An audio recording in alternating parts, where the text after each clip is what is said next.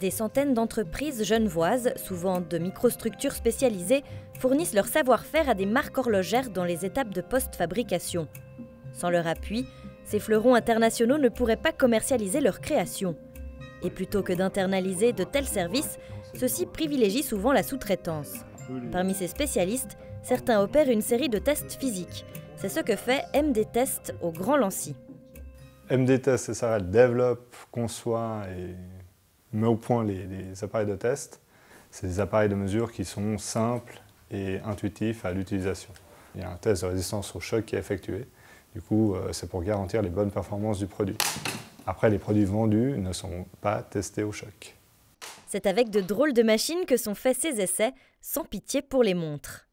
Ici, on propose de tester la résistance des montres au choc et aux chutes, avec un appareil qui est un mouton pendule, qui est instrumenté, c'est sa particularité.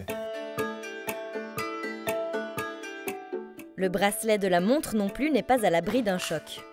On vient tester la montre entière. Du coup, là, on a un plateau qui va disparaître et l'idée, c'est vraiment que la montre tombe dans la même position que dans laquelle elle est posée ici. MD Test mesure notamment ce qu'on appelle dans le milieu de l'horlogerie la force de chassage des aiguilles. C'est pour garantir la bonne tenue des aiguilles lorsqu'elles sont assemblées sur la montre. Éviter qu'elles se chevauchent lors d'un choc, qu'elles glissent sur leur axe ou même qu'elles se détachent et qu'elles viennent se balader. C'est essentiel car le cadran et les aiguilles, c'est les premières choses qu'on aperçoit sur une montre. Tout en menant ses projets personnels, Malik Difala enseigne à l'école d'horlogerie de Lancy.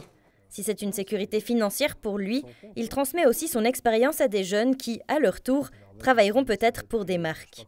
Même si des études techniques s'imposent, il n'y a pas de cursus tout tracé pour de tels métiers. Je suis un peu à touche-à-tout, curieux, et je me suis mis à développer mes propres équipements.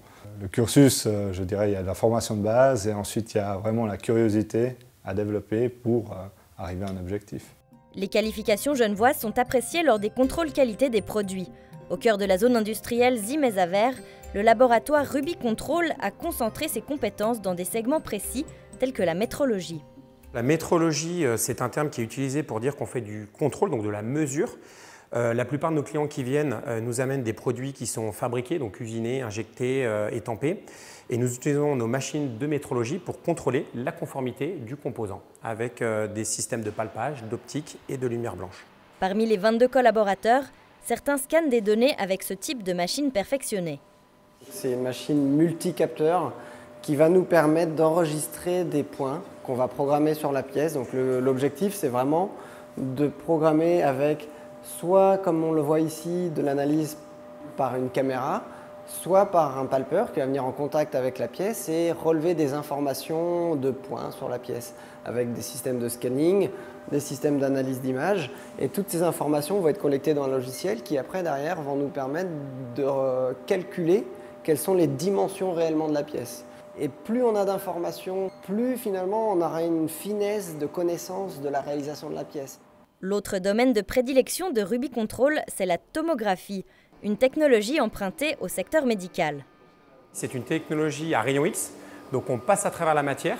Donc les clients nous envoient des pièces, on les scanne, donc on les met au centre de l'appareil, on envoie un faisceau à rayon X et on récupère une image qu'on vient reconstruire, ce qui nous donne une image pour faire une analyse tomographique. Donc on a des clients qui nous envoient des pièces horlogères, donc des montres, et ce qui nous permet d'analyser finalement une problématique pour éviter à l'horloger de démonter un composant et de perdre peut-être plusieurs jours pour le démonter. Là, on peut voir très rapidement la conformité du produit, l'étanchéité du produit, l'assemblage de cette montre.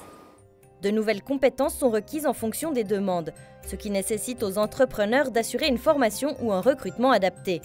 Ces deux sociétés ont axé leur stratégie sur l'horlogerie, mais elles travaillent aussi pour d'autres secteurs, dont les medtech ou la connectique.